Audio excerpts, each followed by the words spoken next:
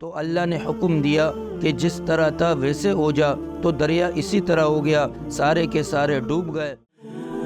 مفتی سرفراز احمد کے مزید بیانات سننے کے لیے ہمارے چینل کو سبسکرائب کریں۔ نحمدہ و نصلی علی رسولہ الکریم۔ حضرت موسیٰ علیہ السلام کا مقابلہ جب جادوگروں سے ہوا تو جادوگروں نے رسیاں پھینکی، تو حضرت موسیٰ علیہ السلام کو حکم ہوا کہ عصا کو پھینک دے۔ جب اس نے عصا پھینکا تو اژدہا بن گیا، یعنی لاٹھی اژدہا بن گیا، اور جو جادوگروں نے رسیاں پھینکی تھی وہ سانپ بنے ہوئے تھے، لیکن اس اژدہا نے سارے کے سارے سانپوں کو نگل لیا۔ تو جب جادوگروں نے دیکھا کہ حضرت موسیٰ علیہ السلام یعنی یہ جو لاٹھی پھینک کے اژدہا بنا رہے ہیں یہ کوئی جادو نہیں بلکہ یہ معجزہ ہے، تو اسی وقت جادوگر سجدے میں گر گئے اور کہنے لگے کہ ہم نے موسیٰ اور ہارون کے رب پر ایمان لے آیا۔ سجدے میں اللہ تبارک و تعالیٰ نے ان کو جنت دکھلایا کہ بھائی سجدے میں جب ہو گئے تو جنت کا نظارہ انہوں نے دیکھا۔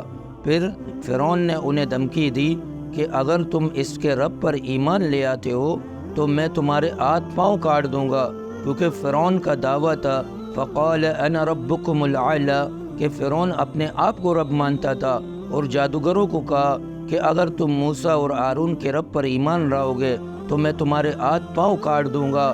لیکن انہوں نے جب سجدے میں جنت کی سیر کی، اللہ تبارک و تعالیٰ نے دکھلا دیا، تو انہوں نے کہا کہ ہمیں یہ موت پسند ہے، لیکن آخر میں جو اللہ نعمتیں دیں گے ہمیں وہ نعمتیں چاہیے۔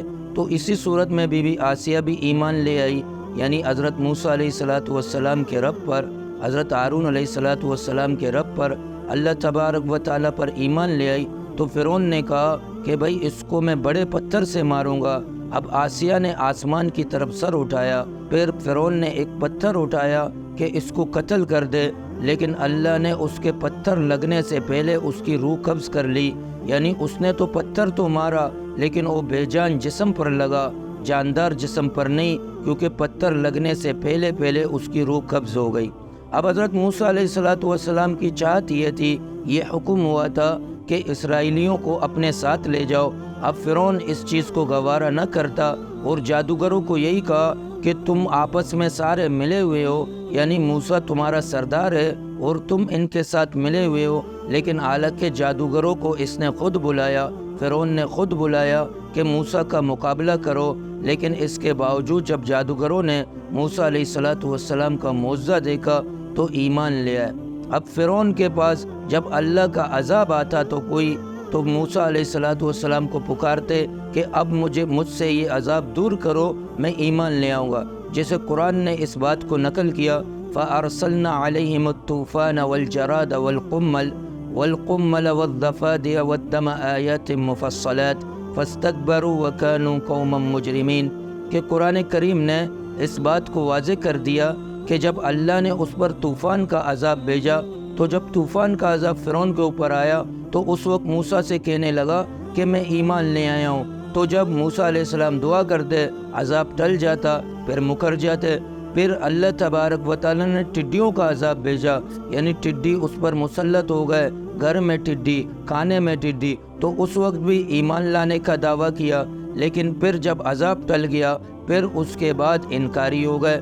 پھر اس کے بعد جوؤں کا عذاب آیا، یعنی کھانے میں جوئیں، کپڑے میں جوئیں، ہر جگہ جوئیں ہی جوئیں تھے۔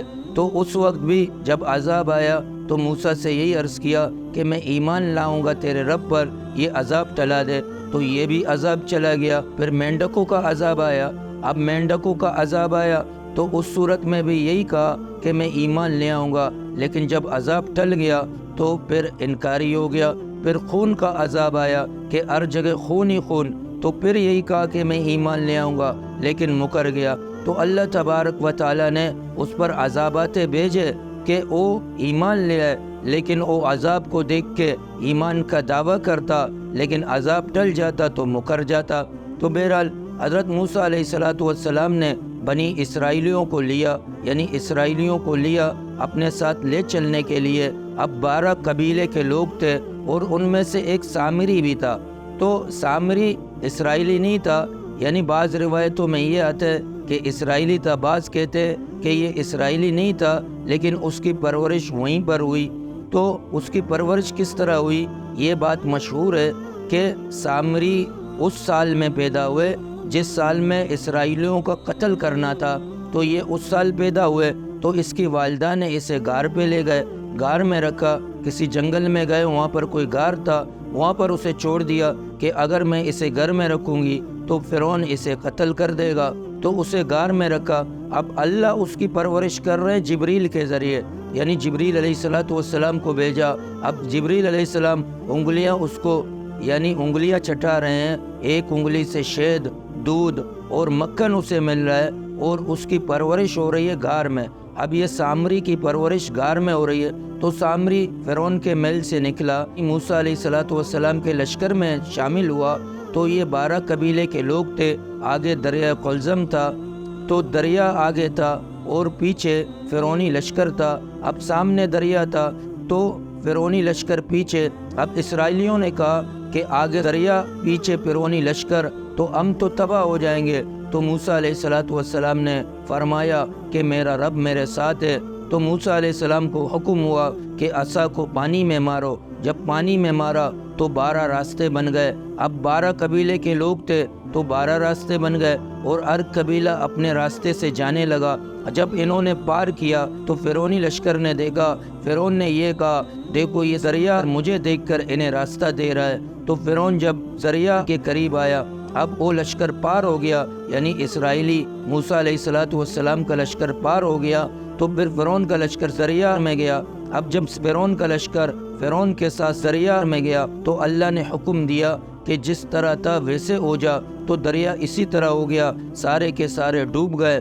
پھر اسرائیلیوں نے کہا کہ ہمیں فرعون کی ہلاکت پر اس وقت یقین ہوگا کہ ہم اس کی لاش کو دیکھ لے کہ واقعتاً وہ ہلاک ہو گیا۔ تو موسیٰ علیہ السلام نے التجا کی اللہ سے، تو اللہ نے دریا کو حکم دیا کہ اس کو باہر نکال۔ اب فرعون کا لاش دریا سے باہر نکلا اور باہر دریا نے پھینک دیا۔ تو اسرائیلیوں نے دیکھا تو اپنی آنکھوں سے تصدیق کر لی کہ واقعتاً فرعون ہلاک ہو چکا ہے۔ تو حضرت موسیٰ علیہ السلام اب اسرائیلیوں کو اپنے ساتھ لے گئے۔